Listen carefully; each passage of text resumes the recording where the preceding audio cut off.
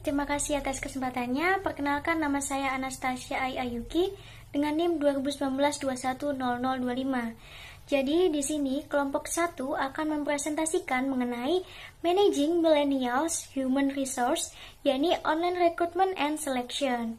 Di sini sebagai pengantar, saya akan menjelaskan terlebih dahulu mengenai definisi dari rekrutmen. Jadi, rekrutmen adalah kegiatan untuk menarik sejumlah pelamar agar tertarik dan melamar ke perusahaan sesuai dengan kualifikasi yang diinginkan oleh perusahaan. Jadi, dapat disimpulkan, rekrutmen ini merupakan usaha untuk mencari tenaga kerja dari sumber yang ada sesuai dengan kualifikasi yang dibutuhkan oleh perusahaan. Selanjutnya, di sini saya akan menjelaskan mengenai apa sih tujuan dari rekrutmen. Yakni menurut Kazmir, dalam praktiknya pelaksanaan rekrutmen ini memiliki beberapa tujuan yang ingin dicapai, yaitu yang pertama, memperoleh sumber tenaga kerja yang potensial. Jadi, pelamar yang melamar ke perusahaan merupakan pelamar yang benar-benar memiliki potensi yang diharapkan oleh perusahaan. Pelamar yang potensial ini maksudnya adalah pelamar yang sesuai dengan jumlah dan kualitas yang diharapkan oleh perusahaan.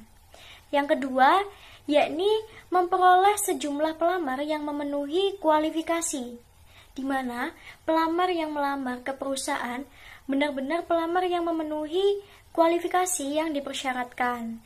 Terkadang dalam praktiknya banyak surat lamaran yang ditolak dan dianggap sebagai sampah.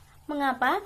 Karena banyak surat lamaran ini tidak memenuhi kualifikasi yang diharapkan atau yang dipersyaratkan oleh perusahaan.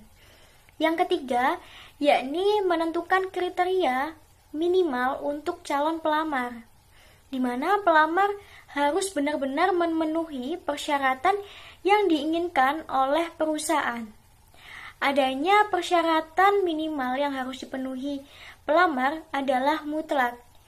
Misalnya seperti IPK, usia, pengalaman kerja, domisili, akreditasi lembaga atau prodi, ataupun persyaratan lainnya. Yang keempat, di sini adalah untuk kebutuhan seleksi. Jadi, bagi perusahaan dengan memperoleh pelamar yang memiliki kualifikasi yang melimpah, maka proses seleksi akan lebih mudah. Mengapa? Karena memiliki banyak pilihan dengan kualifikasi yang melamar tinggi, tentu saja memberikan keuntungan dalam menentukan calon pelamar yang diinginkan. Jadi pada intinya adalah tujuan dari rekrutmen ini digunakan untuk memperoleh dan menyediakan sejumlah tenaga kerja yang memenuhi kualifikasi yang dipersyaratkan untuk kebutuhan seleksi. Dengan tersedianya calon tenaga kerja, selanjutnya adalah memilih tenaga kerja yang sudah direkrut melalui proses seleksi. Baik, sekian dari saya. Selanjutnya akan dilanjutkan oleh rekan saya. Terima kasih. Terima kasih atas kesempatannya. Nama saya Amalia Korita Ramadhani dengan NIM 2019-210-142. Saya akan melanjutkan presentasi dari rekan saya. Saya akan menjelaskan tentang sumber rekrutmen. Sumber rekrutmen adalah pelamar langsung, lamaran tertulis, lamaran berdasarkan informasi orang lain, jalur iklan, perusahaan penempatan tenaga kerja, perusahaan pencari tenaga kerja profesional, lembaga pendidikan, organisasi profesi serikat pekerja, dan melalui balai latihan kerja milik pemerintah. Next, 4 cara merekrut orang dalam dunia bisnis. Yang pertama, ada promosi atau naik jabatan, yaitu sebuah posisi kosong diisi karyawan yang sebelumnya berada di posisi jabatan lebih rendah. Yang kedua, ada rotasi. Rotasi, pengisian posisi kosong dengan karyawan yang sebelumnya sudah mengisi posisi jabatan pada level setara. Yang ketiga, demosi, alias turun jabatan. Posisi kosong diisi karyawan yang diturunkan dari posisi jabatan lebih tinggi ke posisi lebih rendah. Re-employing. Re-employing memperkerjakan kembali mantan karyawan. Masuk dalam rekrutmen internal karena mantan karyawan itu dianggap sudah mengenal organisasi. Sekian dari saya, akan dilanjutkan oleh rekan saya. Terima kasih. Sebelumnya terima kasih atas kesempatannya. Perkenalkan, nama saya Arya Putra dengan NIM 160. Saya akan melanjutkan penjelasan dari rekan saya. Selanjutnya saya akan menjelaskan tentang proses rekrutmen. Proses rekrutmen adalah sebuah proses mencari dan mengikat calon karyawan yang memiliki kemampuan untuk memenuhi kebutuhan yang direncanakan organisasi. Tujuan dari proses rekrutmen ini adalah untuk memenuhi kebutuhan SDM sesuai dengan tujuan organisasi ataupun perusahaan. Ya, selanjutnya saya akan menjelaskan tentang manfaat proses rekrutmen yang efektif. Memiliki proses rekrutmen yang efektif ini pastinya akan sangat-sangat menghemat waktu, tenaga, serta biaya.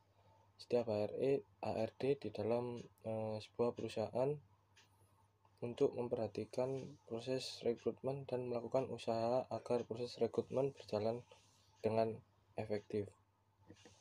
Menghemat waktu untuk membuat dan menerapkan proses rekrutmen yang efektif dapat memberikan manfaat sebagai berikut. Yang pertama ini ada biaya perekrutan yang lebih rendah. Menjadi proaktif dalam mempekerjakan karyawan baru, meningkat profitabilitas dan kinerja perusahaan. Hal ini dapat membantu departemen dengan menyediakan sumber daya dan tenaga kerja yang diperlukan untuk memenuhi tanggung jawab mereka. Yang kedua ada kualitas karyawan baru yang lebih baik. Dengan memproses talent yang berkualitas tinggi dengan cepat, kemungkinan akan mempertahankan minat mereka. Proses yang lebih lambat dapat membuat mereka menjadi kecewa dan tergoda untuk mencari perusahaan lain. Dan yang terakhir ada meningkatkan produktivitas karyawan. Proses rekrutmen yang efektif dapat memberikan ruang bagi tim SDM untuk menginvestasikan waktu dalam melatih karyawan baru yang sudah ada, yang difokuskan pada pembelajaran, pengembangan, dan dapat mendorong keterlibatan dan kinerja karyawan untuk jangka panjang. Yang selanjutnya saya akan menjelaskan tentang 7 tahapan proses rekrutmen yang efektif. Setelah dari slide sebelumnya tentang manfaat memiliki proses rekrutmen yang efektif, berikut ini saya akan langkah-langkah proses rekrutmen yang efektif. Untuk yang pertama itu ada identifikasi kebutuhan perusahaan. Jadi kita ini membuat daftar kebutuhan sebelum membuat sebuah lowongan pekerjaan. Mencari posisi pengganti untuk seseorang memang lebih mudah dibandingkan dengan menciptakan sebuah posisi baru atau mengubah tanggung jawab suatu peran. Untuk itu jadi kita perlu untuk mengidentifikasi apa yang sangat-sangat dibutuhkan oleh perusahaan. Lalu yang kedua yaitu mempersiapkan deskripsi pekerjaan. Membuat deskripsi pekerjaan yang baik ini merupakan bagian penting dalam menyusun strategi rekrutmen yang efektif. Setelah mengetahui kebutuhan bisnis dan departemen, maka kita harus menentukan tugas dan tanggung jawab dari posisi tersebut dan menuliskannya. Lalu yang selanjutnya ada membuat recruitment plan. Menghemat waktu dan energi dengan membuat recruitment plan, menyusun strategi beserta timeline perekrutan dan menentukan siapa yang akan meninjau resume, menjadwalkan wawancara dan memutuskan talent yang tepat. Lalu yang selanjutnya yaitu ada mulai mencari talent yang tepat. Proses pencarian ini bisa menjadi bagian yang sangat-sangat memakan waktu. Sebelum mencari talent di luar perusahaan, maka kita bisa mempertimbangkan karyawan internal terlebih dahulu untuk mengisi posisi tersebut. Jadi kita memberikan kesempatan pertama kepada karyawan membuktikan kepedulian perusahaan terhadap pengembangan dan kemajuan karir karyawan. Selain itu, bisa juga berdampak positif bagi sebuah perusahaan itu untuk menaikkan retensi karyawan. Lalu yang selanjutnya, membuat daftar talent teratas. Talent teratas ini bisa juga disebut dengan talent terbaik lah. Kemungkinan talent terbaik ini memiliki banyak pilihan. Jadi kita sebagai HRD harus menjaga komunikasi secara tepat waktu, atau mereka akan beralih ke peluang lainnya. Jadi jangan membiarkan mereka itu sangat-sangat menunggu tanpa kepastian terlalu lama. Jika itu terjadi, hal ini bisa menghilangkan minat mereka untuk bekerja di perusahaan. Lalu yang selanjutnya yaitu melakukan phone screening dan wawancara langsung. Setelah memperhatikan pelamar tertentu, maka selanjutnya yaitu phone screening untuk mempersempit pilihan talent. Saat proses phone screening ini maka kita menentukan talent mana yang akan lanjut ke tahap selanjutnya, yaitu tahap wawancara langsung. Jadi ketika sebelum memulai wawancara langsung, maka kita harus membuat daftar pertanyaan wawancara terbaik untuk ditanyakan sebelum memulai wawancara.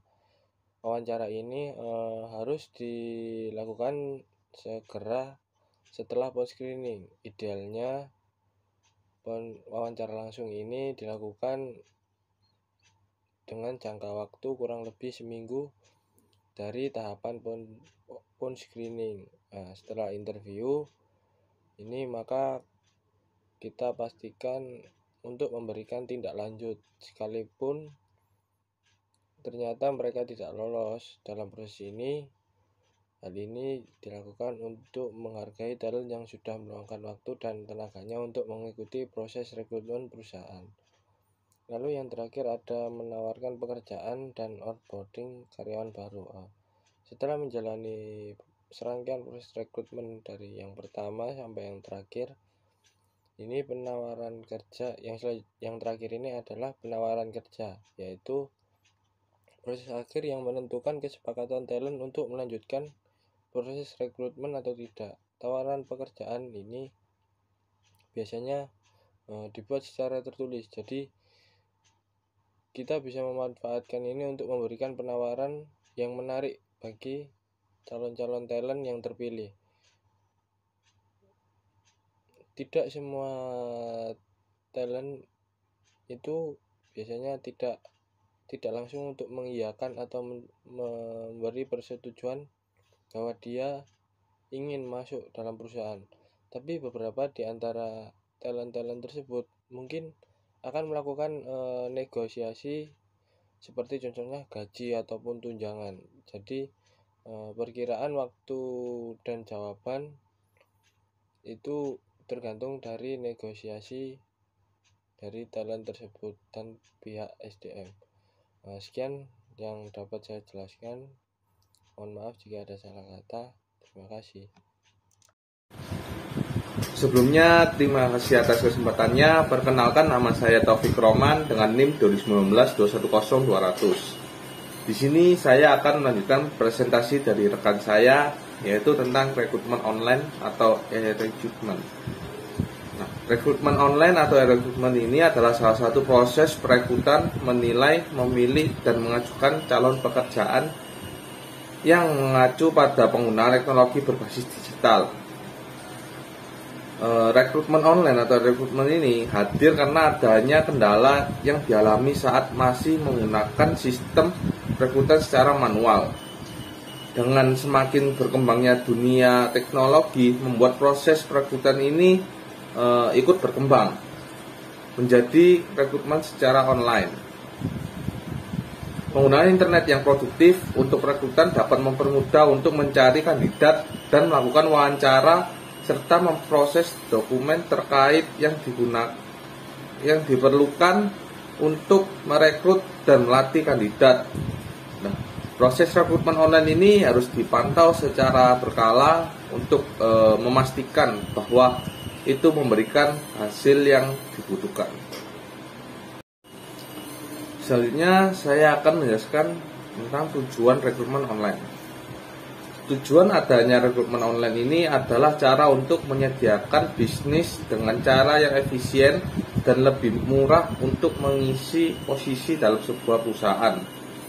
Perusahaan dapat membangun platform rekrutan online sendiri dengan menggunakan software HR atau HRIS, atau juga dapat mempekerjakan agen rekrutmen yang memanfaatkan rekrutan online sebagai bagian dari paket mereka, sehingga dapat menjangkau jangkauan yang lebih luas dan lebih banyak dalam melakukan proses perekrutan terhadap calon karyawan. Dengan adanya rekrutmen online ini dapat mempermudah perusahaan dalam melakukan perekrutan karyawan. Hemat biaya karena umumnya meminimalkan biaya tenaga kerja, mempersingkat proses perekrutan, dan sebagainya. Terima kasih. Selanjutnya akan dilanjutkan oleh rekan saya. Ya, baik. Terima kasih atas kesempatannya. Perkenalkan, nama saya Badar Mustafa dengan NIM 20192102992. Ya, di sini saya akan menjelaskan tentang tahapan atau proses tentang rekrutmen online. Ya, jadi tahapan atau proses tentang rekrutmen online di sini mengacu pada penggunaan teknologi berbasis web untuk berbagai proses menarik seperti menilai, memilih, merekrut, dan mengajukan calon pekerjaan. Lalu melalui rekrutmen karyawan online ini, pemberi kerja menjangkau lebih banyak calon karyawan. Di sini selanjutnya akan ada tahapan atau proses dari rekrutmen online. Jadi yang pertama di sini ada menciptakan branding perusahaan yang kuat menarik kandidat yang tepat. Jadi branding perusahaan lebih dari sekedar reputasi perusahaan. Jadi di situ adalah enkapsulasi tentang bagaimana perusahaan dipandang dalam hal budaya, identitas, dan misi keseluruhannya. Lebih dari itu, branding perusahaan juga memiliki suatu jumlah dari segala sesuatu yang membedakan perusahaan dan memberi sinyal kepada calon karyawan. Mengapa bisa dibilang seperti itu? Karena mereka harus memilih bekerja untuk perusahaan daripada perusahaan lain. Semakin kita mampu memasarkan perusahaan sebagai organisasi yang unik dan bereputasi baik untuk bekerja, semakin kita mendorong pencari kerja yang cocok untuk melamar. Secara default, ini juga berarti kita dapat menghindari menerima untuk melamar kerja sebagai sesuatu hal yang melebihi kapasitas perusahaan. Jadi untuk itu kita dapat menghindari pencari kerja juga yang mungkin bukan yang terbaik untuk perusahaan kita. Selanjutnya di sini yang kedua ada gunakan tes penyaring untuk mengkualifikasi kandidat yang kuat. Jadi dengan luasnya internet memungkinkan untuk menjangkau jumlah kandidat yang lebih tinggi daripada perekrutan offline.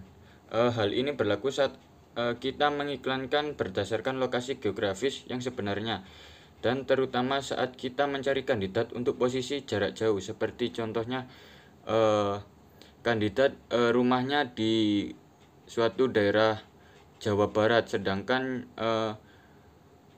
pekerjaan atau perusahaan tersebut memiliki tempat di daerah Jawa Timur. Jadi kan kita bisa menetralisirkan jika kandidat juga dekat dari kita atau posisi jarak kandidat jauh dari kita. Jadi tes penyaringan yang membantu memprediksi kinerja berdasarkan tes keterampilan menawarkan cara untuk mengontrol kuantitas dan kualitas kandidat. Jadi jika tes penyaringan tidak hanya secara otomatis memberi peringkat kandidat sesuai dengan skor tes yang mereka harapkan, tetapi algoritma untuk membantu menguji validitas dan reliabilitas tes untuk membantu memastikan hasilnya akurat. Jadi seperti itu, tes keterampilan yang relevan selama rekrutmen online dapat membantu kita mengidentifikasi pelamar mana yang cocok, mana yang tidak cocok untuk peran dan budaya perusahaan kita. Jadi jika kita terbiasa menerima banyak pelamar dan tidak tahu harus mulai dari mana dalam penyaringannya, maka tes keterampilan dapat membantu dengan baik. Ya baik, selanjutnya di sini yang ketiga ada buat proses perekrutan si humanis mungkin untuk lebih dekat dengan kandidat. Jadi proses perekrutan sering kali cukup statis, terutama yang dimulai secara online dan tidak memberikan ruang bagi perusahaan dan pelamar untuk merasakan kepribadian dan budaya sampai tahap wawancara. Mempekerjakan seseorang sebelum kita mengenal mereka sering kali dapat menyebabkan suatu pilihan perekrutan yang sangat buruk saat perusahaan berusaha untuk mengenal kandidat. Pada akhirnya membuat keputusan perekrutan yang lebih baik. Selain itu, menjadikan hubungan pribadi sebagai prioritas juga memberi kita keunggulan dibandingkan pesaing. Jadi dalam hal ini kita juga bisa melakukan perekrutan yang sangat baik agar kita tidak salah rekrut orang seperti itu. Jadi pada dasarnya menjadikan hubungan pribadi sebagai prioritas juga memberikan kita keunggulan dibandingkan pesaing. Kandidat cenderung memilih tawaran perusahaan yang mereka rasa lebih nyaman atau dekat dengan mereka selama proses perekrutan. Sekian presentasi dari saya, selanjutnya akan dilanjutkan oleh rekan saya. Terima kasih. Saya Ima Sofia dengan NIM 2019-210499. Di sini saya akan menjelaskan tentang keuntungan dan kekurangan dari rekrutmen online. Nah, rekrutmen online ini memiliki kelebihan dan kekurangan pastinya. Nah, untuk kelebihannya sendiri, terdapat beberapa kelebihan dari rekrutmen online. Nah, semuanya ini bertujuan untuk proses perekrutan yang lebih efisien dan menyediakan manajemen hubungan kandidat yang lebih baik. Nah, untuk kelebihan rekrutmen karyawan online bagi perusahaan ini ada 8. Yang pertama yaitu menggunakan rekrutmen online untuk mengurangi waktu perekrutan. Sebagian besar situs perekrutan online menggunakan otomatisasi yang memungkinkan perusahaan untuk mulai melihat resume dari calon karyawan yang memenuhi syarat dalam beberapa menit setelah pengiriman. Nah, sistem rekrutmen online ini mengevaluasi pilihan awal sesuai dengan kriteria yang ditentukan dan calon karyawan akan mengingatkan perusahaan ketika resume pelamar tersebut memenuhi kriteria yang ditentukan oleh perusahaan yang dituju. Nah, lalu yang kedua yaitu metode rekrutmen yang hemat biaya. Biaya rekrutmen ini dapat bertambah dengan sangat cepat. Nah, penyebab hal ini yaitu karena biaya perekrutan tidak hanya memperhitungkan biaya aktual untuk mencari dan merekrut kandidat saja, tetapi juga jumlah orientasi, pelatihan, dan retensi. Setiap karyawan perlu mendapatkan pelatihan dan orientasi yang tepat dalam jangka waktu yang ditentukan agar mahir dalam pekerjaan calon karyawan tersebut. Nah, jika ada tingkat turnover yang tinggi dalam waktu singkat, hal itu berarti karyawan tersebut akan meninggalkan pekerjaannya tanpa perusahaan menutup biaya rekrutmennya. Nah, siklus hidup perekrutan harus dimulai dari awal lagi. Menggunakan metode perekrutan yang hemat biaya secara signifikan mengurangi jumlah yang perusahaan belanjakan. Misalnya menghabiskan uang untuk iklan tradisional sangat mahal dibandingkan dengan papan pekerjaan gratis. Bahkan saat mendaftar untuk platform berbayar, harganya tidak akan setinggi iklan di koran dan majalah. Lalu yang ketiga yaitu jangkauan audiens yang lebih luas. Dengan rekrutmen online, perusahaan dapat menjangkau audiens yang lebih bertarget dan lebih luas. Jika perusahaan merekrut pelamar untuk pekerjaan jarak jauh, perusahaan dapat menjangkau pencari kerja di negara manapun. Perusahaan juga dapat menggunakan fitur perekrutan untuk secara khusus menargetkan berbagai industri dan asosiasi profesional untuk memastikan hanya orang yang tepat yang melihat dan melamar lowongan perusahaan tersebut. Nah, misalnya, jika perusahaan mencari supir pengiriman di kota tertentu, perusahaan dapat menyesuaikan deskripsi pekerjaan perusahaan dengan wilayah tersebut. Perusahaan tidak perlu membuang waktu untuk melihat lamaran kandidat yang tinggal terlalu jauh. Lalu yang keempat yaitu rekrutmen online meningkatkan efisiensi perekrutan. Rekrutmen online menyediakan teknologi untuk penyaringan pekerjaan, pemeriksaan latar belakang, dan penilaian. Efisiensi yang dihasilkan berarti bahwa waktu yang dibutuhkan untuk menemukan pelamar yang memenuhi syarat berkurang. Lalu yang kelima yaitu rekrutmen online meningkatkan komunikasi. Penting bagi reputasi perusahaan untuk memiliki interaksi yang positif dengan pelamar, terlepas dari apakah calon karyawan telah melalui tahap pertama atau terpilih untuk wawancara. Oleh karena itu, pihak perusahaan harus berusaha untuk berkomunikasi dengan setiap pelamar yang telah melamar di perusahaan tersebut. Dengan rekrutmen ini menjadi lebih mudah dan tidak terlalu memberatkan karena perusahaan tidak perlu menelpon atau mengirim email individu yang memakan banyak waktu. Sebaliknya, jika perusahaan menggunakan aplikasi rekrutmen karyawan online modern, perusahaan dapat mengirim pesan SMS atau WhatsApp maupun email yang dipersonalisasi secara massal kepada kandidat perusahaan sekaligus. Nah, untuk yang keenam, yaitu rekrutmen online mendatangkan lebih banyak pelamar kerja. Saat menggunakan perekrutan online ini, perusahaan dapat keuntungan dari lebih banyak pelamar karena menjangkau area yang lebih luas. Agar peningkatan lamaran tidak memperlambat perusahaan memerlukan sistem perekrutan online yang memastikan hanya kandidat yang memenuhi syarat untuk peninjauan manual. Sebagian besar perusahaan menggunakan software HR atau HRIS untuk melakukan pengelolaan rekrutmen karyawan. Lalu yang ketujuh yaitu ciptakan pengalaman kandidat yang lebih baik dengan alat perekrutan online. Jika dilakukan dengan benar, rekrutmen online dapat meningkatkan pengalaman kandidat dan karenanya mempersepsikan branding perusahaan.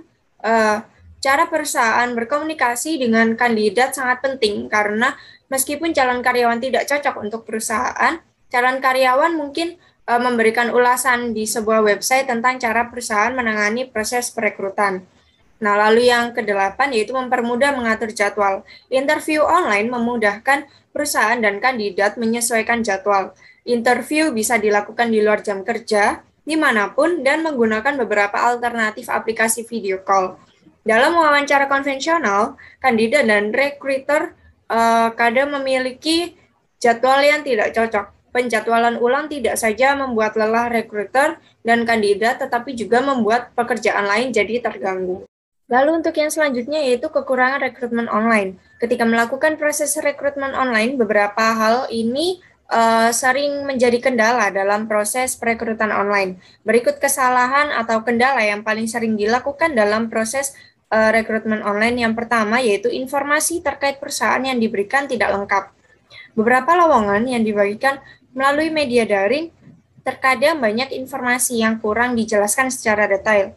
Jika perusahaan tidak mencantumkan nama dan lowongan yang ditawarkan perusahaannya dengan jelas, akan mempersulit calon kandidat dalam mencari info detail dari perusahaan tersebut. Maka dari itu, sangat disarankan untuk memberikan informasi yang jelas pada informasi terkait perusahaan dan lowongan pekerjaan yang dibuka. Lalu yang kedua yaitu channel yang digunakan kurang efektif.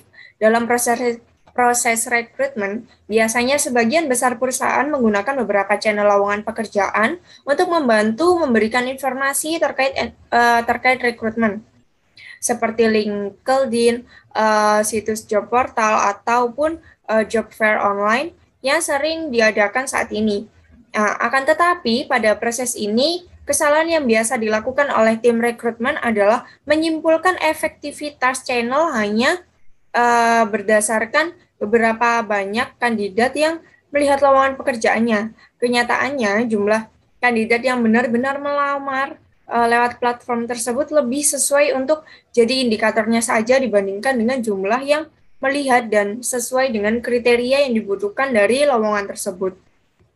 Lalu untuk yang ketiga yaitu keterbatasan akses ke perangkat yang dibutuhkan. Dalam melakukan proses rekrutmen secara online, masalah yang sering terjadi adalah calon kandidat yang ingin melakukan proses interview mungkin akan mengeluhkan bahwa ia tak memiliki akses ke perangkat yang dibutuhkan. Hal ini sangat dimungkinkan karena keterbatasan alat atau akses internet yang tak memadai. Nah, untuk mengatasinya, rekruter bisa mencoba menawarkan alternatif lain untuk membuat proses interview berjalan lebih lancar. Misalnya dengan menjalankan interview via panggilan WhatsApp yang lebih dikenal banyak orang. Lalu yang keempat yaitu menempatkan kandidat tidak sesuai dengan posisi pekerjaan dan skill yang dimiliki oleh kandidat. Nah, menempatkan kandidat dengan skill tertentu yang spesifik pada posisi pekerjaan yang paling pas dan sesuai tidaklah mudah, apalagi jika skill tersebut amat sangat khusus. Nah, pada kenyataannya, beberapa perusahaan berani untuk menempatkan begitu saja kandidat tersebut pada posisi pekerjaannya, sehingga tidak sesuai dengan skill yang dikuasai dan lowongan yang tersedia. Hal ini sangat berpotensi membuat performa karyawan tersebut jadi tidak efektif.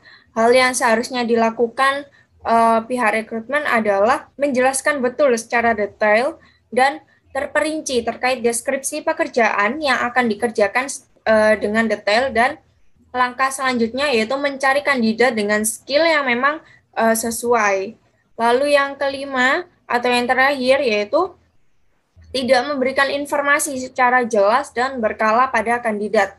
Waktu menjadi salah satu hal yang krusial dan sangat diperhitungkan. Keterbatasan waktu yang ditetapkan seringkali jadi alasan mengapa beberapa praktisi HR terkendala dalam memberikan informasi yang terkini kepada masing-masing kandidat. Jika setiap informasi pada rekrutmen tersebut kurang jelas, maka hal ini menyebabkan pengalaman kandidat menjadi hal yang sangat penting dalam rekrutmen. Bagi rekrutmen yang ingin mengetahui tentang pendapat terhadap pengalaman kandidat tersebut, dapat menyiapkan survei bagi kandidat untuk memberikan penilaian tentang bagian-bagian dari proses rekrutmen dalam skala tertentu. Dari hasil survei ini, rekrutmen bisa mendapatkan gambaran yang lebih jelas mengenai apa yang perlu ditingkatkan dalam proses rekrutmen perusahaan untuk pengalaman kandidat yang lebih baik dan dapat membangun citra perusahaan yang lebih baik. Sekian dari saya, selanjutnya akan dilanjutkan oleh rekan saya. Assalamualaikum warahmatullahi wabarakatuh. Terima kasih atas kesempatannya. Perkenalkan, nama saya Amelia Rahmi Fatmawati dengan NIM 2019-210581. Jadi di sini saya akan sedikit menjelaskan mengenai tips rekrutmen online karyawan dan generasi milenial. Ya, jadi yang pertama ada tips rekrutmen online karyawan. Jauh sebelum pandemi COVID-19, banyak perusahaan yang sudah melirik penerapan rekrutmen online. Dengan adanya pandemi ini, rekrutmen online karyawan pun semakin diminati oleh perusahaan-perusahaan yang ada di luar sana.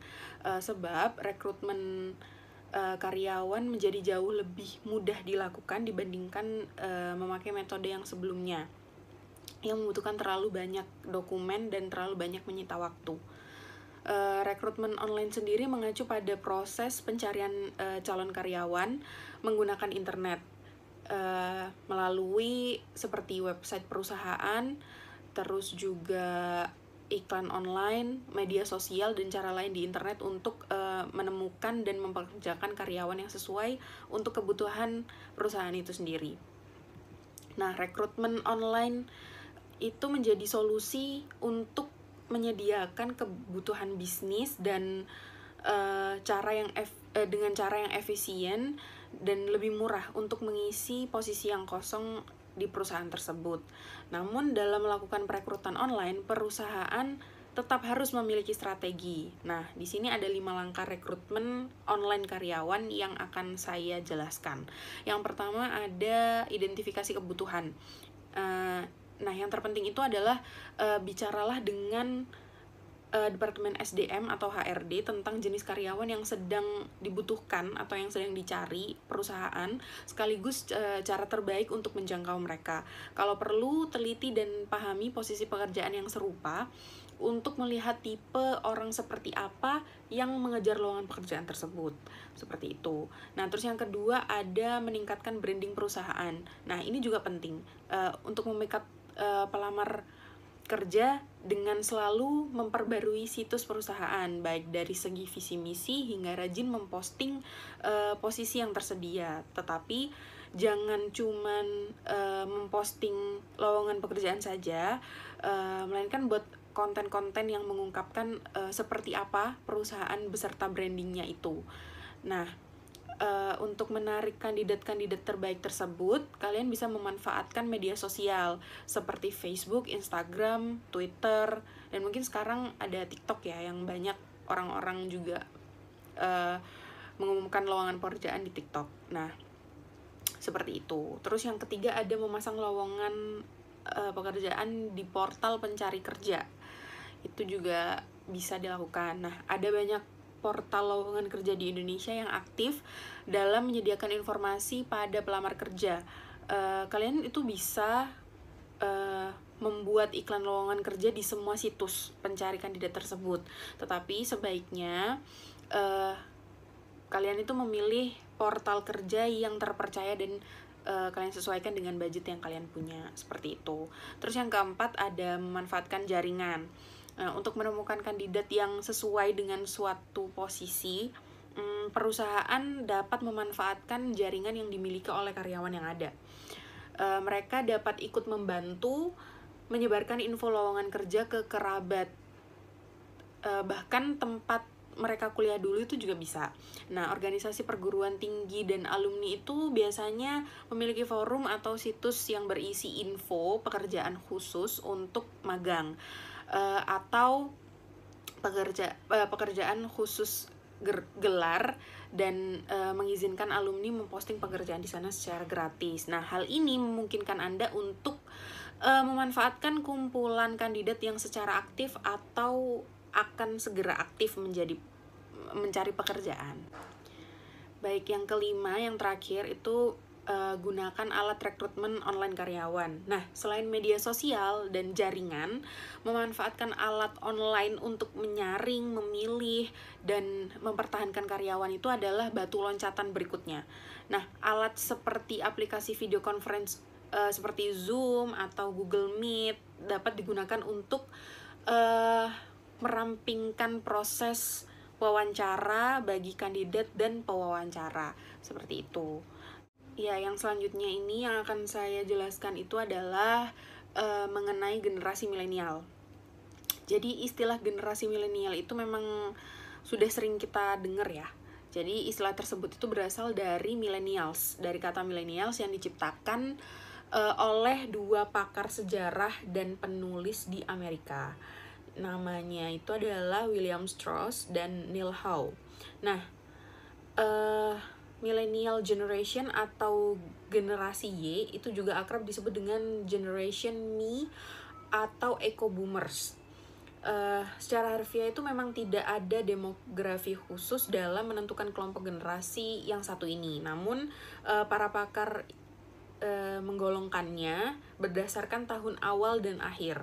Jadi penggolongan generasi Y terbentuk bagi mereka yang lahir pada tahun 1980 sampai 1990 atau pada awal 2000 dan seterusnya. Nah, sepanjang tahun ini beberapa prediksi yang berhasil terbukti adalah perilaku streaming natif yang kini kian populer. Nah, sekarang hampir semua orang menikmati layanan streaming video, entah itu dari YouTube, dari Netflix, atau dari situs-situs yang lainnya lah ya. Nah, teknologi juga membuat para generasi internet tersebut mengandalkan media sosial sebagai tempat mendapatkan informasi. Saat ini media sosial itu telah menjadi platform pelaporan dan sumber berita utama bagi masyarakat. Kepemilikan perangkat mobile itu menjadi salah satu faktor paling signifikan terhadap perilaku belanja daring. Kan dari kalian kan banyak banget ya yang sekarang online shopping gitu-gitu, kan lebih mudah berbelanja gitu kan. Nah, berdasarkan riset, Indonesia memiliki peringkat teratas secara global dalam hal penggunaan ponsel pintar untuk belanja daring. Nah, mungkin itu saja dari saya. Selanjutnya akan dilanjutkan oleh rekan saya. Terima kasih. Baik, terima kasih atas kesempatannya. Nama saya Risandar Gitasari dengan NIM 2019-210720. Di sini saya akan menjelaskan tentang kriteria kandidat milenial yang diinginkan oleh HRD. Generasi milenial atau generasi Y saat ini itu mendominasi dunia kerja, di mana generasi ini tuh juga sering mendapatkan penilaian negatif dari generasi X karena kurangnya motivasi, kutu loncat, atau kurang tahan banting di kantor. Nah, terlepas dari anggapan miring soal milenial, pemerhati generasi milenial yaitu Yoris Bastian mengungkapkan bahwa HRD menginginkan generasi milenial yang siap kerja. Sejalan dengan itu, perusahaan juga ingin kandidat milenial yang memiliki keinginan untuk terus belajar, cepat menangkap hal baru, hingga mampu berjejaring. Hal itu bisa saja dicapai dengan aktif mengikuti komunitas, mengetahui tren, dan mempelajari hal-hal lain yang mendukung kinerja. HRD juga senang dengan orang yang self-learning-nya itu tinggi. Mereka akan memilih kandidat yang memiliki kemampuan cara atau belajar sesuatu yang akan berguna di kantor. Kemudian ada cara memperkerjakan kandidat milenial. Pertama itu, jangan lupa untuk memberikan ruang berkarya sebebas-bebasnya. Beri mereka kepercayaan dan lihat hasil akhirnya. Berikan apresiasi sesuai dengan hasil kerjanya dan arahkan untuk proyek berikutnya dengan tantangan yang makin meningkat. Kemudian yang kedua adalah jadilah mentor yang inspiratif. Mereka lebih menyukai kehadiran mentor yang selalu memberikan arahan, baik mereka dalam posisi benar maupun salah. Kemudian yang ketiga itu selalu terbuka dengan hal baru dan melibatkan milenial dalam pengambilan keputusan. Milenial juga merupakan generasi kritis yang ingin didengar pendapatnya. Kemudian yang terakhir, meningkatkan kreativitas di semua lini. Nah, ubah suasana kantor menjadi lebih nyaman dan jadi diupayakan itu suasana kantor itu lebih nyaman dan mengadakan training motivasi yang dilakukan dengan pendekatan kreatif sampai pada rapat-rapat atau sentuhan kreatif pada busana kerja dan pola-pola pelaporan hasil pekerjaan. Sekian presentasi dari saya.